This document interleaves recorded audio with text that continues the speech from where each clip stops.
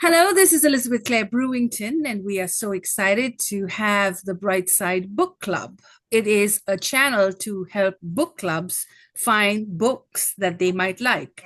It is also a channel to encourage people to read. It is our goal to get more people to read and start libraries.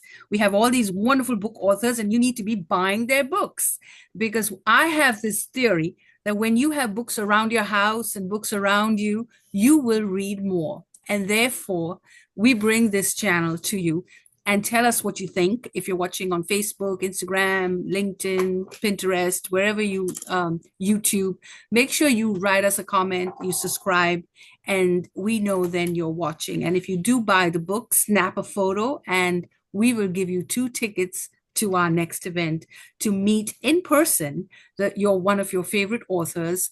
And when you start a collection, when you've met the authors, you have a story to tell.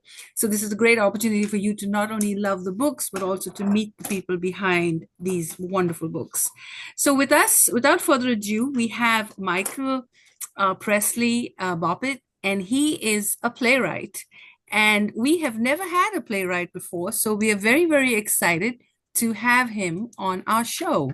Um, so, Michael, over to you. Please introduce yourself and tell us all about these great adventures that you've been on. Sure. So, hi there. My name's Michael Presley Bobbitt. I live here on a little tiny island in the Gulf of Mexico called Cedar Key, up in North Florida. And it's true that I am a playwright, but I'm here today to talk to you about my novel, Godspeed Cedar Key. But I'll tell you how I came to arrive at writing the book. I wrote a play to impress a girl about a decade ago, and 18 months later, I was in the New York Times and was somehow a playwright. Two of my plays premiered off Broadway in New York, and I've got about nine total that play all over. And I'm not even sure I like the theater, but these plays just won't die. People keep buying the rights, and they keep having sellout crowds everywhere they go. And I got a little bit famous writing a play about the underground drug and sex culture at the Villages, the world's largest retirement community here in Florida. So the swinging underground world of drug-induced line dancing and golf cart parties. In order to be able to write that play, I went down to the Villages and spent a couple months in and among the wild senior citizens. I got naked in a hot tub with five old ladies to write that play. So, I put in the time, but and so that play and its sequel have really just had a life of their own. They play everywhere. But following a divorce, I kind of had my tail between my legs, and the little island of Cedar Key had always been my favorite place to come for weekend trips. And I was in need of reinvention. And I drove out to the island one day and said, I'm going to look at houses. And I found a 140-year-old house here that was fallen into the Gulf. And I spent 2 years of my life renovating it and putting new roots down in my favorite place on earth. And what I discovered really quickly was that Cedar Key was the best of small town America, really the best of community. I have this deep belief that we're meant to live in true community with our neighbors, that we're meant to know the folks we live with. And there's a running gag amongst people that know me that I only ever really write about one thing. I keep finding new ways to tell the same story, and it's about the power of the extended families that we make for ourselves, really just as a defense against the brutality of the modern world. For all of the whirl and hum of the digital age that promises connection through devices and screens and apps, we've never been more profoundly disconnected as a people. So I write stories about the power of community to really save a heart, to save a soul, and to rebuild a community. Here on the island of Cedar Key, about almost a year ago this month, Hurricane Idalia ravaged our island. The storm surge consumed all of our commercial buildings. A third of our houses were underwater, and that ought to have been a scene of devastation and carnage. But what it was a backdrop for community to be on just garish display. The best of people. People came out to help their neighbors. When your yard was cleaned up, you went to help your neighbor's yard. And in the face of withering despair, there was just this beautiful story about a community living in close concert with one another. and that really got the idea for my book going. So once again, I want to tell the same story. I want to tell a story about community. So I thought of telling a story about this island and its wild 180-year outlaw history. So I set this story just after a nuclear holocaust. So this play is about a tiny island persevering in the face of withering despair. And the book has just taken off. It's been a runaway success. Kirkus Reviews gave it a glowing review. It's got one glowing review after another. We had a big book launch party here on the island. I flew in some New York Times bestselling authors from around the country. We had a massive release party, and the book is just exceeded my wildest expectations. I had it in my head that I was a playwright, but all I ever really wanted to do was write prose. I just wasn't sure I was good enough at it yet. So I spent 10 years writing plays to learn how to write convincing dialogue. And now I'm just really proud of this book and really proud to share it with you. You can get it anywhere that you buy books, Amazon, Books A Million. You can get it on the publisher's website at waywardwriterspress.com. I like to call it an anti-dystopian story because it's a story about the end of the world that's only kind of about the end of the world. It's really about a collection of wild, fringe, small town outlaw characters persevering in the face of essentially the end of the world. And so, if you don't mind, I'd like to read you a little short section. Some of my favorite reviews have talked about how they wouldn't have expected an end of the world book to be so quiet, to be so intimate, to be such a portrait of community.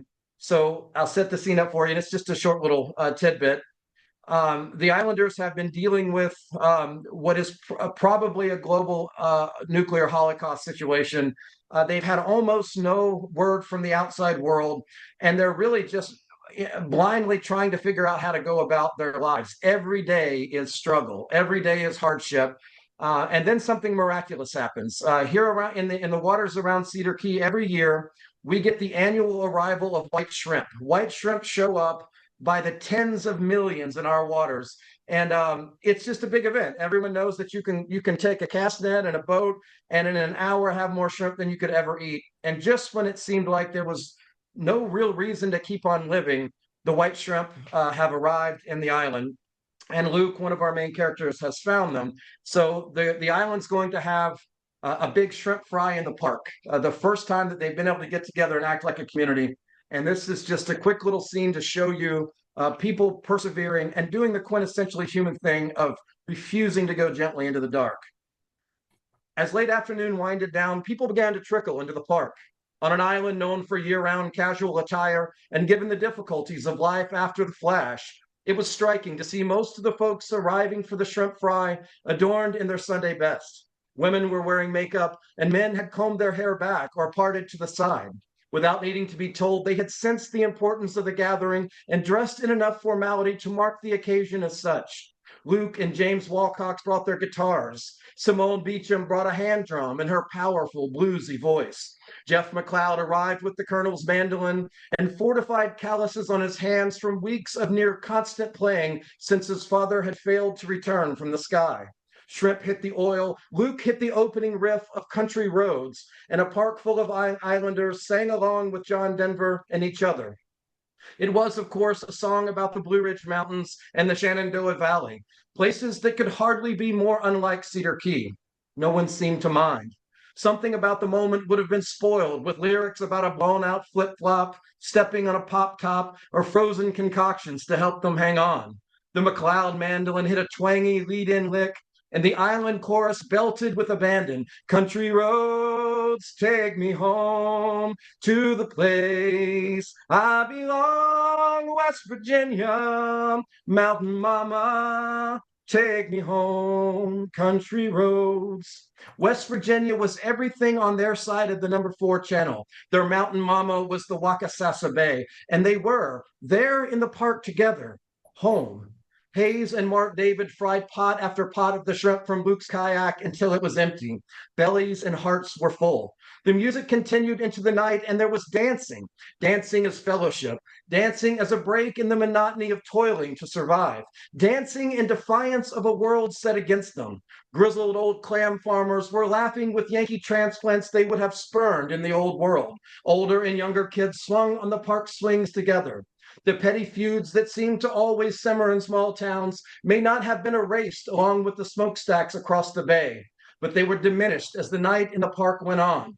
A big high tide made the little beach at the park's edge inviting enough that several kids and a few adults were night swimming. Now and then, rogue beams of moonlight would escape the sky's penitentiary of gray and shimmer across the water and onto the dancers on the beach. Luke played every song he knew and a few he didn't. The work to stay alive the past 100 days had left most of the islanders thin and ragged, but in the sporadic moonlight, they continued to dance and play and swim. So again, Wow. it's well, thank you. It's an end of the world book that's barely about that. If you've ever been to Cedar Key, if you haven't been to Cedar Key, come on out. We'd love to have you. We have the distinction here of being the only waterfront community in Florida where tourism is not our primary economic engine. It's aquaculture by a wide margin. We're clam farmers and oyster farmers. We live our lives in and around and in partnership with the Gulf. And I describe the Gulf as a provider and a vengeful God. Sometimes it gives us everything we need, and sometimes it reaches up to take it all away from us again. And something about that visceral living so close to nature it's for the first time in my life I feel truly home. This story is meant to share a little bit of that with people that might feel disconnected from their world. And like always, I'm writing about community, so I would love for you to check out the book. You can also visit my website at michaelpresleyBobbitt.com. Here in Cedar Key, every August, we host a thing called the Cedar Key Shark Swim. We have the smallest public school in Florida here in Cedar Key, so we all have to do what we can to help augment their funding. So I run this charity shark swim where we pile everybody on clam boats and we take them out to the first barrier island a half mile from town, and they all swim back to shore through the main shipping channel that's loaded with sharks while we have a big block party and cheer everybody on. You'll read a scene about that in the book. So we'd love to have you out for the shark swim or just to come out and eat some of our world famous farm-raised clams and come talk to the renowned playwright of the Old People Sex Play. I'd love to get to know you. Wow, that was such a treat. Thank you so much. We weren't expecting a book reading, but thank you for that. And Larry and Carol, again, thank you for your book reading as well. Wow, what a treat tonight is. And if you're watching us on Facebook or LinkedIn or anywhere when this video is available, make sure you subscribe and hit the bell button so you never miss a video. We have Michael with us, and Michael, you've been discovered on Brightside as well as all the other places that discover you. So thank you so much. And you are watching the Brightside Book Club. And so my next speaker is Mr. Donovan, who is an academic, and he's got this great novel, and he's actually working on his sequel. So we're very excited to have him on. And so over to you. Hi, and let's see. Am I unmuted? I'm just checking the okay, I see a thumbs up. So okay, yeah, so thank you very much for having me. Yeah, so my day job is teaching communication and mass media issues at St. Peter's University in Jersey City. But aside from the day job, I love to tell stories as well because things I've written for the day job. I have been 3 books on film and audiences and the analysis of film genres and audiences. But after time, I'm thinking that it's not so much fun always just analyzing other people's storytelling. I want to tell my own stories too. So the book that I'm going to be talking about tonight, it's a murder mystery. It's called Fatal Pose. So it won a Literary Titan Book Award and a Reader's Favorite 5-star award. And I am working on a sequel to this. And if my publisher's watching this, it's just about finished. I'll be sending it off. Now, this is actually my third novel. The two books before this were suspense novels with science fiction elements. But I always wanted to do a really great whodunit novel. I had always loved mysteries since I've been a little kid, since reading the essentials, the classics, Agatha Christie, Sherlock Holmes, the hard-boiled novels by Raymond Chandler, things like that. And what I wound up doing is writing not quite a whodunit, but how's he going to get her? So what that means, and why I wanted to get into this type of writing, I just always loved the idea of of an intricate puzzle. And that's what a really great mystery to me is, that you have an intricate puzzle and you see the disconnected pieces, and that in a way you're racing against the sleuth, in a way against the author who's telling the story, and you're trying to see if you're going to be able to figure out the mystery before the end of the story. Will you be able to outguess the detective?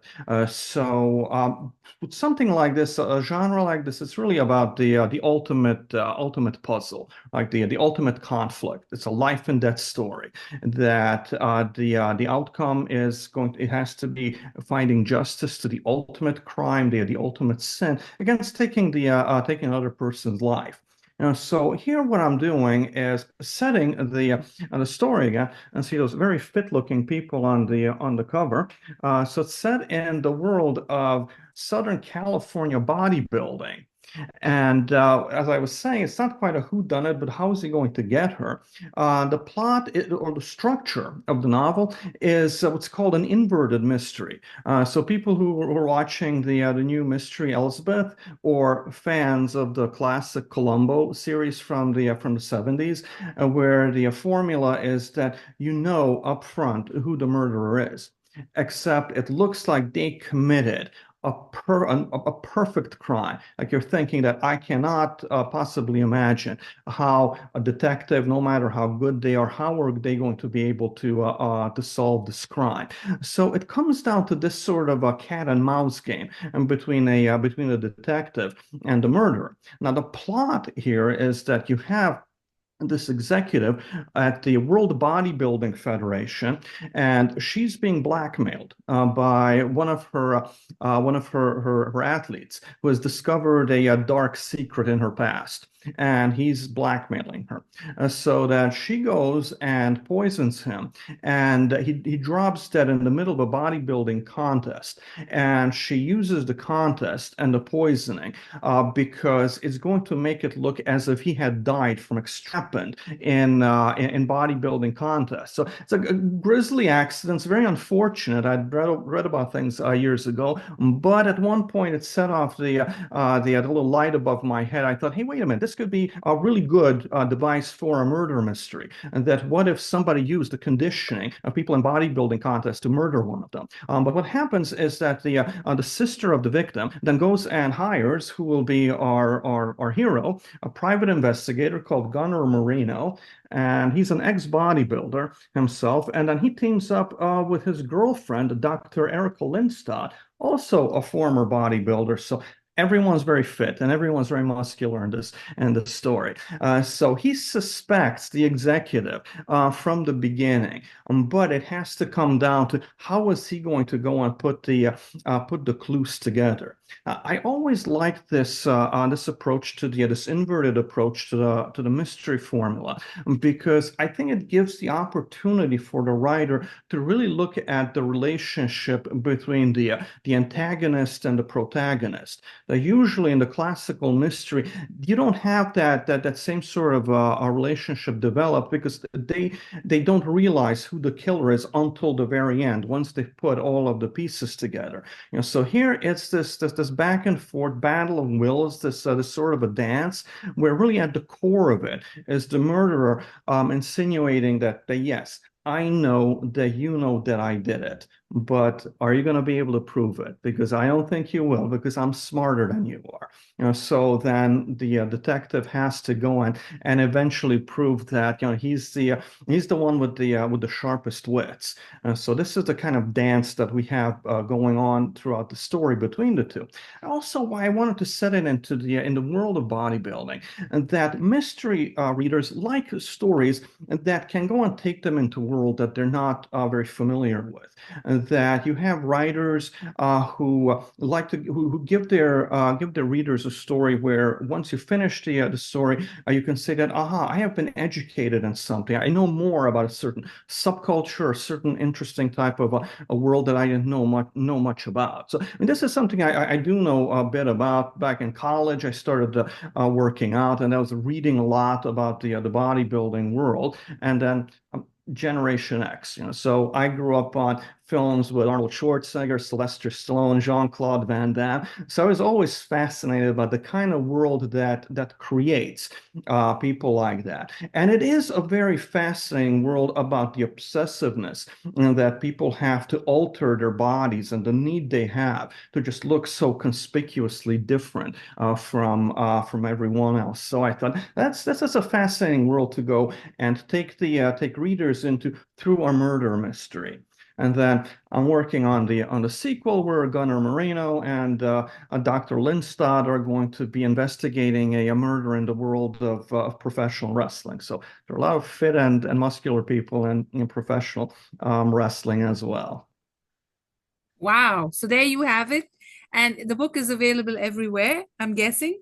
Yes, yes, you can Go go to the to book Barnes and again. Noble, Yes. Amazon. Yes. Also, you can check it out on my webpage, barnadonovan.com, or you can order it from the webpage of the publisher, World Castle Publishing. But everywhere books are sold, you can check it out. And Okay. So I think something like this is also a perfect companion piece. There are a lot of mysteries that involve food, especially desserts, especially candy. I mean, they're really great. I'm a big fan of many of them. But you read those and you get tempted, so you might snack on a lot of sugary snacks. So you read mine, and suddenly you're going to be inspired to go down to the gym, go and lift some weight, go and drink the protein shake and get in shape. absolutely, absolutely. We want you to read more and have better literacy goals. So this could be your 2024 book, especially with summer, and this is a great time to get the book. So thank you so much, Professor Donovan. We really, really had a great time. So Deborah, are you ready for us next? I sure am. These have been great. It's been a treat to get to hear everybody's stories. Very, very fun. I've already got a big list. So you're on the spotlight. Yes, thank you. Again, Deborah Holmain. It's so funny when I didn't think ever my name was going to ever be an issue when I became an author. But if you try to find me on Amazon, you'll see Deborah Holman, M-A-N. So you have to look for did you really mean Deborah Holman? So it's like I've been talking to Amazon for a couple years now. So it's been fun, to say the least. I just came out with my second book, and I didn't even ask you, Elizabeth, if it was okay to say, but Go ahead. it takes a lot of shit to grow beautiful flowers, and it's a gardener's guide to life. But it's a lot more than that. I consider it like an inspirational memoir, and my story is just an example. Because eventually I would like to gather stories of people that have gone through the muck and mire of true hardships and challenges, and how they took those struggling times of their life and changed it and grew something really beautiful out of it, which I think we all have that potential in us. And a little bit about me, I was born on the East Coast, moved to the West Coast after college, went into education, and I kind of felt trapped in Reno actually for almost 25, 30 years, because I married a gentleman I met in college. We both were teachers. And you know how you go through those phases in life and you're like, oh gosh, okay, that had to be a starter marriage. I learned my lessons, I've grown, it's time to move on. So even though we say divorce, there's so much more about it. And I started doing reflective kind of writing in the beginning of my teaching career. I just started writing as fun. Discovered a secret mission that Churchill flew to save the ravens at the Tower of London. And that's pretty much what spurred me on to become a writer. I fell in love with research writing, went to England, met Cambridge professors that went, dang, a Yankee figured this out, and just was in love with the research writing. So I had that in the background as just what I wanted to do when I was just wanting to decompress from teaching. But I was the rebel teacher. So it's kind of a lot about my own personality. I kind of beat to a different drum. But I told my principal while I was teaching, I said, I'm going to close my door and do it my way. And he said, that's fine as long as you get the scores. So this kind of brought me into that perspective of what can I do for my students to not just learn how to become great test takers, but become great citizens and people that want to be inspired to learn and always be lifelong learners. So I literally brought sheep brains into the classroom. We dissected brains. They learned about the neuroscience of the mind. And this is third graders, so 8 and 9-year-olds. And then I started going, oh, there's got to be more. So I made them all rent their desks, and they had to do a resume and apply for jobs, take care of the animals, in the classroom. And I created a garden outside. So we learned all about this. And I realized so much about what we do in our lives needs to be hands-on. So throughout these 25 some odd years, I was in education. I even burnt my classroom down, not literally, but I mimicked a wildfire, and the kids were renting their desks, and then someone purchasing their desks as their homes because they made enough money in the classroom, and they learned about insurance really fast. And we had local fires happening, and they walk in one day and they see their desks burnt down, and they're like, oh my gosh, I don't have a desk. So we went through the whole process. So the kids really learned just a different way to live in the classroom and reflect it within their own lives. And I was told for many years, you can write a book about this, talk about your teaching. But I didn't want a book just about teaching, because we live our lives in such a way that we all had different stages, and we're like seeds. We all have that great potential. Some of us don't ever get to see the fruition of the seed, what that great potential could